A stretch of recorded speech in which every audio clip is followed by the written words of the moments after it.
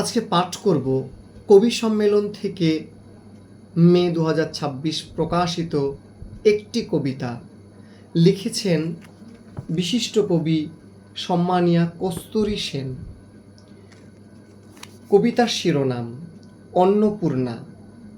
তারপরে চিঠি লিখবার দিন এলো, কি যে সমারোহ, আর ভালো লাগে নাকি বাসি চুল, বহুদিন সম্বোধন নাই, শুধু কমল কুমার আছে, আছিল প্রস্তাব।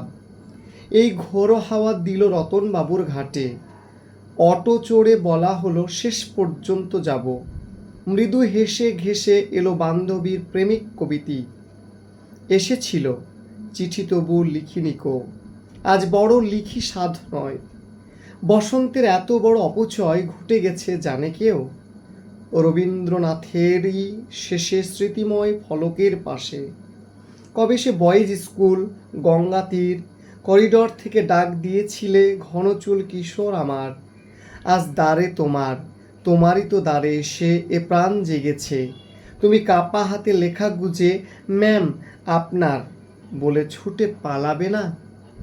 অসাধারণ একটি কবিতা অন্নপূর্ণা পাঠ করলাম বিশিষ্ট কবি কস্তুরী সেন মহাশয়ার লেখা। কবি সম্মেলনের এই মে সংখ্যা 2026 অসাধারণ একটি সংখ্যা, অনেক সুন্দর, ভীষণ ভালো লেগেছে আমাকে পড়তে। গল্প কবিতা নিয়ে সংকলিত এই সংখ্যা ভীষণ সুন্দর।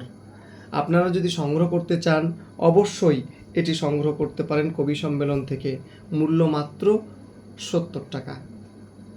আমি এত সুন্দর একটি কবিতা উপহার দেওয়ার জন্য পাঠককে সম্মানীয় কবি কস্তুরী সেন মহাশয়াকে ধন্যবাদ জানাই।